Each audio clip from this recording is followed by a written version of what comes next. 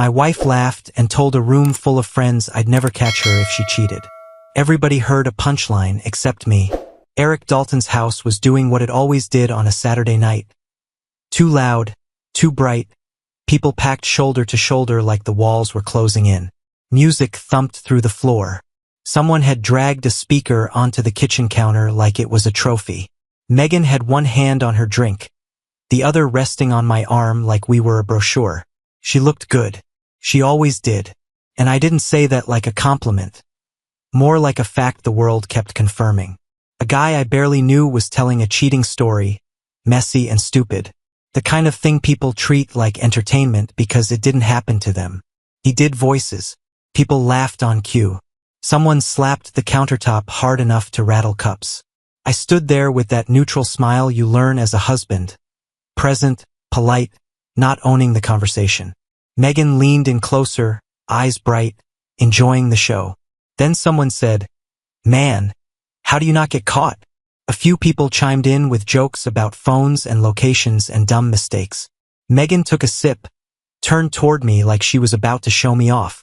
She smiled wide and said, "If I ever cheated, you'd never find out." She didn't hesitate, didn't soften it, delivered it like a punchline she knew would land. The room erupted.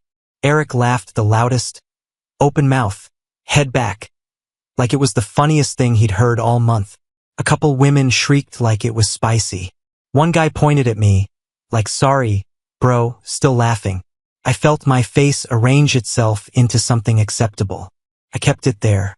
The kind of smile you wear so you don't become the guy who ruins the vibe. The guy who can't take a joke. The guy everyone remembers for the wrong reason. I looked at Megan. She was still smiling, eyes on me, waiting for my reaction like it was a game. I gave her the smallest laugh I could manage. A single exhale. Nothing that matched the room. Inside, something shifted, quiet, mechanical, like a lock turning. On the drive home, she was relaxed, sitting reclined a little, scrolling her phone with her thumb. The dashboard light made her face look calm and unbothered. She hummed along with the radio like we'd just left a normal party. I kept both hands on the wheel. Streetlights slid over the windshield in steady bars. That one sentence replayed in my head, over and over, like a warning siren you can't shut off. Not because it was mean, because it was clean. Confidence. I watched her in my peripheral vision and tried to decide what it was. Arrogance. A test. Or a confession disguised as humor. And no matter which one it was, I knew the same thing. I wasn't going to hear her the same way again. Back home, Megan kicked her shoes off by the entryway like it was any other night. No pause. No tension. No, "You okay?" She walked to the bedroom, already peeling off jewelry, already halfway out of the evening. "Coming to bed?" she called casual. "In a minute," I said. She didn't push. Just a soft, "Okay." And the door closed. I stayed in the living room with one lamp on, the rest of the house dark. The quiet after a loud party feels like pressure. The kind that makes you hear your own breathing and start making deals with yourself. Her phone sat on the coffee table. Face down. Slim case. Normal object. Except it wasn't normal anymore. It was the thing she just held in the car, relaxed and smiling, while my mind ran laps around that sentence. I told myself I wasn't this guy. I wasn't the husband who snoops because he got his ego bruised at a party. I wasn't the paranoid idiot who turns a joke into a trial. Then another thought cut through it, sharper. Denial ruins you slower than the truth. I picked it up like it might bite. The screen lit. Her wallpaper. Some vacation photos. A smiling, sunburned, trying to look like people with uncomplicated lives. My thumb hovered over the keypad. I knew her password. I'd known it forever. The kind of thing couples share without thinking, until it becomes a weapon in your hand. I typed it in. The phone opened. No alarms. No locked vault. Just her life sitting there waiting. I started simple. Messages. The thread list looked ordinary: friends, family, group chats with too many emojis. I opened the ones that could matter. Read backwards. Looked for gaps. Looked for names I didn't know. Nothing. Instagram DMs. A few replies to story reactions. A friend sending a meme. Megan replied with laughing faces like she had no secrets. Email. Promotions. Receipts. A dentist reminder. A shipping confirmation for something from Target. Photos. Mostly food, dog pictures, selfies, a few shots from the party. I checked recently deleted like my hand had its own brain. Still nothing. I went deeper because nothing didn't calm me down. It irritated me. Search history. Maps. Call log. Deleted calls. App list. Battery usage. The places where someone slips up without realizing it. Clean. Too clean. 20 minutes in, I was staring at an ordinary marriage living inside a device. Memes, grocery lists, traffic complaints, pictures of dinner. The kind of normal that should have felt reassuring. But it didn't. Felt staged. Like walking onto a movie set after the crew reset everything. No clutter. No mistakes. No human mess. I locked the screen and set the phone back down exactly where it had been, face down, like I could rewind time by respecting the original angle. My chest felt tight, not with panic, something colder. The realization that I'd crossed a line and it hadn't given me relief. I sat there in the lamplight, listening to Megan breathing in the bedroom, and understood the worst part. If she was hiding something, she was disciplined. And if she wasn't, then I just introduced a poison into my own house with my own hands. The next night, Megan fell asleep fast. Same routine. Same ease. She turned toward me, said, "Love you," like a habit you don't even taste anymore. Then her breathing smoothed out and the house went still. I lay there staring at the ceiling, counting seconds I didn't need to count. That joke hadn't faded. It hadn't softened with daylight. It had sharpened. Like my brain had taken it apart and put it back together into something heavier. Around 2:40 a.m., I slid out of bed without waking her. Bare feet on hardwood. No lights, just the faint glow from the street outside bleeding through the blinds. Her laptop was on the dining table where she'd left it after paying bills earlier. I picked it up carefully, like it was evidence already, and carried it into the living room. I didn't feel proud. I didn't feel reckless either. I felt methodical. The laptop woke up. Password prompt. I knew that too. Of course I did. I typed it in and watched her desktop appear. Neat folders, clean background image, the kind of order that makes people think you're stable. I clicked through the obvious stuff first. Email. Inbox. Normal. Promotions, work stuff, family threads. I went to send mail. Trash. Spam. Archives. I searched for keywords that made me hate myself. Love, miss you, hotel, meet, baby. Nothing. I opened her browser history. Mostly shopping. Recipes. Random articles. A couple searches for holiday gifts. I checked the dates. I checked the gaps. I checked the same way you check a lock twice when you know it's locked but you don't believe it. Downloads folder. Empty except for PDFs and a few work files. Photos. Organized. Mostly harmless. I right-clicked and looked at details, dates, file info, whatever metadata I could get my hands on like it might whisper something the thumbnails wouldn't. Nothing. I went through saved passwords. Autofill. Browser extensions. Installed apps. Any weird messaging platform. Any disguised Vault app. Any tool that didn't belong. Everything looked like a person who had nothing to hide. And somehow that was the problem. Because real life isn't that tidy. People leave crumbs. They forget to delete something. They get lazy. They slip. But this wasn't laziness. This was discipline. I opened settings and checked sync accounts. Looked for extra email addresses. Unknown cloud backups. Alternate user profiles. Still nothing. It hit me around 3:08 a.m. Sitting there in the dark with her laptop warm against my palms. If she was cheating, she wasn't careless. She wasn't sloppy. She wasn't the guy at the party with the funny story and the dumb mistake.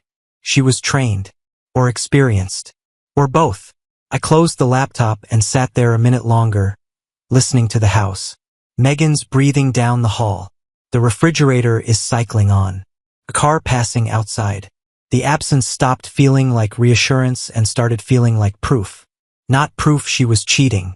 Proof that if she was, I wasn't built to catch it alone. I didn't announce anything. I didn't accuse.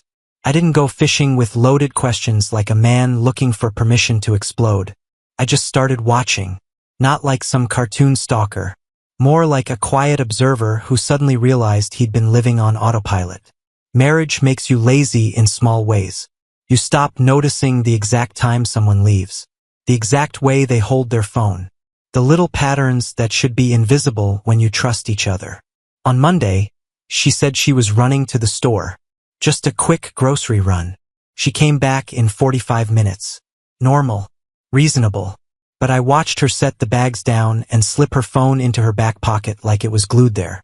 On Tuesday, she took a call outside on the patio. When I asked who it was, she didn't miss a beat. Kayla. Her fiancé's being weird again. She laughed, rolled her eyes, stepped back inside like that was the end of it. And maybe it was. But I noticed she didn't call Kayla's name out loud. Not once. She just said it like a label. At dinner, she checked messages and locked her screen the second I looked up. Casual. Smooth. Like she wasn't hiding anything. Just keeping her privacy. I argued with myself while I chewed food I couldn't taste. You're doing this to yourself. Or you're finally seeing what you refused to see. Wednesday, she mentioned a work thing. Late meeting. New project. It's chaos right now. All perfectly believable. She kissed my cheek before she left, the same way she always did, and the kiss was what made my stomach tighten. It was practiced. Automatic. Thursday, she was affectionate. Extra, even. Hand on my shoulder when she passed behind me. A long hug before bed. Soft voice. Warm eyes. I hated how my brain tried to turn it into evidence. Love bombing. Guilt. Or you're just broken now and everything looks like a trick. By Friday, I was tracking times without meaning to. How long she stayed in the bathroom. How often she took her phone when she walked 10 feet to the laundry room. The angle of her screen. The way she muted notifications. None of it was a smoking gun. It was just tight, controlled. And the worst part was, I didn't know if I was uncovering a pattern or manufacturing one. I'd sit at work and catch myself replaying her laugh at Eric's place. The way she'd said it so cleanly, so publicly. I'd imagine the room's laughter as permission she gave herself. Then I'd imagine the alternative. That she'd been joking, and I was the one quietly dismantling our marriage with suspicion. Either way, it was unbearable. Because by the end of that week, the math became simple. I was either wrong and poisoning the best thing in my life, or I was right, and being played by someone confident enough to brag about it in public. And I couldn't live in the middle anymore. By the weekend, I was tired in a way sleep didn't touch. Not exhausted, wired. Like my body was running off a motor my brain couldn't shut down. I tried to do it the right way. I told myself to let it go.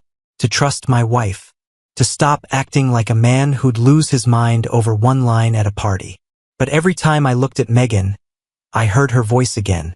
You'd never find out. I realized something ugly. If I kept digging alone, I'd either become obsessed or I'd become numb. Either way, I'd lose pieces of myself I didn't want to lose. So I did the thing I never thought I'd do. I searched for a private investigator. Not the cheesy billboard kind. Not some guy who promised miracles in bold letters. I looked for someone quiet. Someone who didn't sound excited by other people's disasters. That's how I found Thomas Grayson. Tom, his site said. Veteran. Infidelity work. Discreet. No drama. We met at a cafe across town. Far enough that running into anyone we knew would be unlikely. Late morning. A place with low music and too many people pretending they weren't eavesdropping. Tom walked in like he belonged everywhere and nowhere. Mid-50s, lean, calm face, eyes that didn't bounce around. He shook my hand like it mattered, then sat down and waited. Not rushed, not curious, just a present. What's going on? He asked. I stared at my coffee for a second longer than I needed to. Then I told him everything. Eric's party, the cheating story, Megan's smile, the line, the laughter. I told him about the phone, about the laptop, about how clean it all was. I didn't try to justify it. I didn't paint myself as the hero. I just laid it out like facts on a table and let the silence sit where it wanted. Tom listened without flinching. No raised eyebrows. No wow. No judgment. When I finished, he nodded once. If she's careful, he said, you won't find anything. Not the way you're looking. That sentence landed harder than I expected. Because it wasn't dramatic. It was clinical. Like he was telling me a weather forecast. I swallowed. So what do I do? He leaned back slightly, hands folded. Do you want truth or peace? I want one, I said. I'm done with limbo. Tom's eyes held mine like he was checking if I meant it. Okay, he said. Here's how this works. I don't know. I don't accuse. I document. If there's a second life, it leaves traces somewhere. Patterns are hard to hide forever. He pulled a small notepad out, wrote a few things down, names, addresses, basic info. He didn't ask for melodrama. He asked for details that felt like they belonged in a police report. How long? I asked. 5 days, he said. If she's doing something, 5 days is enough to see the shape of it. If she's not, you'll have something solid to sit on instead of this noise. And if you find something? Tom didn't smile. Then you'll have evidence, not feelings. I nodded slowly, the weight of it settling in. I'd come there hoping for relief. What I got was a timeline. He slid a card across the table. Simple. No flashy logo. Just his name and number. Before he stood up, he said one more thing. You're not crazy for reacting to that line, he told me. People don't joke about what they're afraid of losing. They joke about what they think they can get away with. He left without rushing, blending into the crowd like he was built for disappearing. I sat there with the card in my hand, feeling exposed and steadier at the same time. Peace of mind has a price. I just paid the deposit. The 5 days weren't dramatic. That was the problem. They stretched out like punishment, slow, quiet, ordinary, while my body stayed on edge like it was bracing for impact. I still went to work, still answered emails, still nodded through meetings. I became good at pretending I was listening while my mind kept drifting to one question. Where is she right now? At home, I played my part. Dinner, TV, small talk about nothing. Megan moved through the house like she always did. Comfortable, unbothered, humming while she cleaned up, scrolling her phone on the couch with her feet tucked under her. If she noticed something in me, she didn't show it. Or she was too skilled to. The waiting messed with me. It made me second-guess myself in both directions. 1 minute I'd think you're about to blow up your own marriage because you got rattled at a party. The next minute I'd think that's exactly how a careful person wins, by making you feel ridiculous for doubting them. Megan laughed at something on her screen one night and held it out to me. Look, she said. This is so dumb. It was a meme. I smiled on cue, like I was rehearsed too. I started imagining the humiliation if Tom came back with nothing. Me sitting across from him while he shrugged, while my bank account was lighter and my trust was worse. I imagined telling myself I'd crossed a line I couldn't cross, that I'd become the kind of man I never respected, the guy who hunts for betrayal because he can't control his own head. But the waiting did something else too. It hardened me, not in a cruel way, in a practical way. Somewhere around day 3, I stopped picturing myself yelling, stopped picturing myself begging, stopped picturing the dramatic confrontation scenes movies love. I started picturing paperwork, boundaries, a clean cut, because I understood something important. If the truth was ugly, panic wouldn't help me. It would just give her room to steer the story, to turn my reaction into the main event and her actions into a footnote. And if the truth was nothing, I still had work to do, because my mind had proven it could turn one sentence into a slow internal fire. On day 5, Megan kissed me goodbye in the morning like she always did. See you later, she said. Yeah, I answered. She walked out the door, and for a second, I watched her through the window as she crossed the driveway. The sunlight hit her hair. She looked like my wife. Then she got in the car and drove away, and I realized I didn't feel comfortable. I felt readiness. The phone stayed on my desk all day. Tom hadn't called yet, and every time it buzzed with a random notification, my pulse jumped like my body already knew the shape of what was coming. Tom called late in the afternoon. His voice was the same as it had been in the cafe. Flat, calm, controlled. We need to meet in person, he said. No build-up. No hint. Just that. Where? I asked. Same place. 30 minutes. I got there early and sat with my back to the wall, coffee untouched. When Tom walked in, he didn't scan the room like a spy. He just moved through it like gravity had already decided where he belonged. He sat down across from me and placed a brown folder on the table. The folder wasn't thick. That's what hit first. Not a mountain. Not chaos. Just a tight stack, clean, organized. My life reduced to paper. He opened it and slid the first photo forward. Megan. Not at a grocery store. Not at work. Stepping out of her car near an apartment building I didn't recognize. Sunglasses on. Hair done. The kind of look you don't wear for errands. Another photo. Her at a florist. Tom tapped the corner of the picture with one finger. Wednesday. Same place. Same time window. He laid down a receipt next. Then another. Then a simple printout, transaction records, dates, amounts. She buys flowers every Wednesday, he said. Same florist. I stared at the paper like it was written in another language. Not because I didn't understand it. Because my brain didn't want to. Tom kept going, methodical. Her regular phone is clean, he said. Because she doesn't use it for this. He slid a photo toward me. Grainy but clear enough. Megan walking out of a convenience store. Her hand coming out of a small display rack by the counter. Burner phones. Tom didn't call it dramatic. He didn't say the secret second phone like it was a headline. He just said, she rotates them. Buys prepaid. Tops them up in cash. My throat tightened. I forced myself to keep breathing through my nose. Slow. I wasn't going to give the cafe a show. He placed another set of photos down, Megan entering the apartment building. Megan at the door. Megan stepped inside like she'd done it 100 times. Then the last photo. The door opened. A man pulled her in by the waist. Her face turned up. A kiss. Not friendly. Not accidental. Not something you explain away. The man was tall, dark hair, clean-cut in a generic way. No one I knew.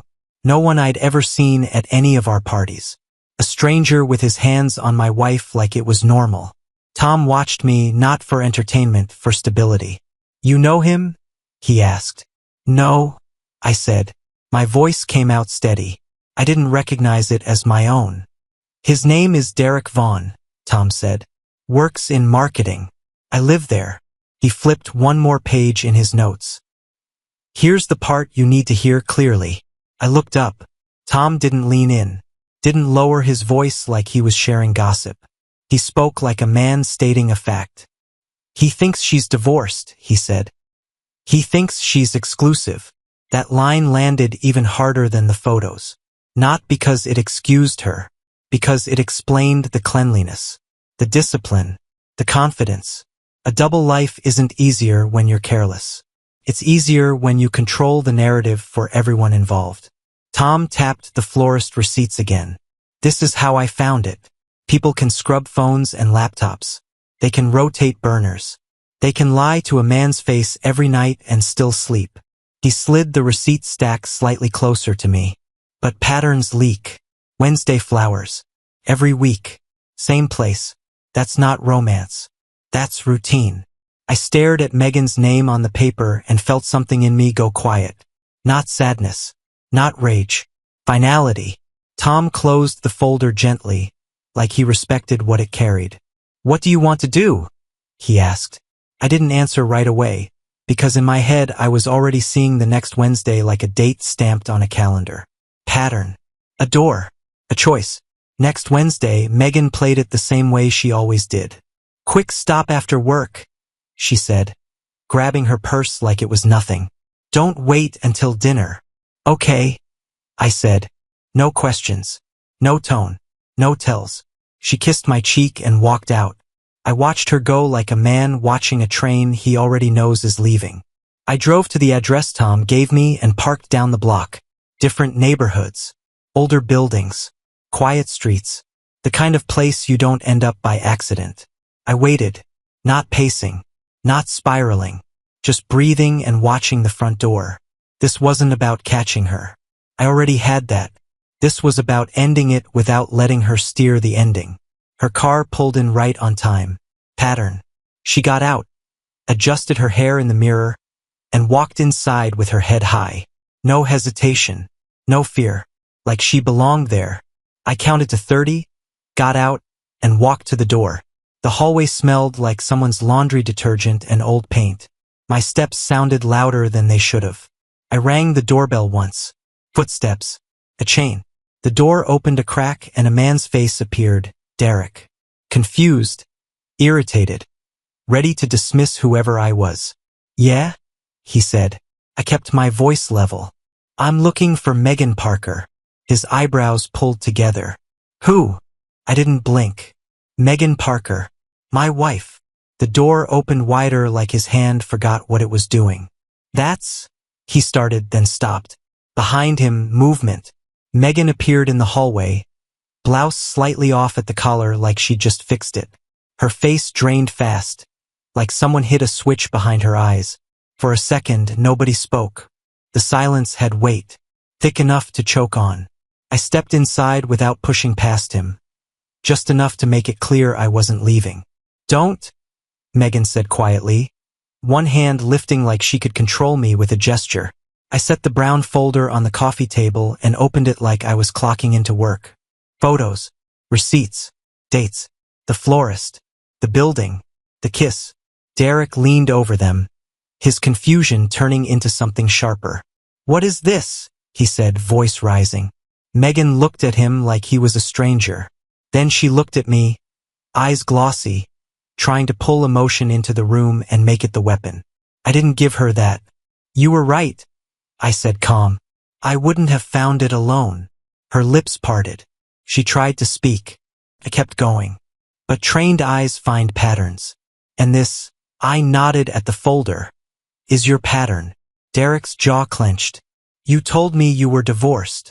Megan flinched, like his words hurt more than mine. I held up a hand flat, firm.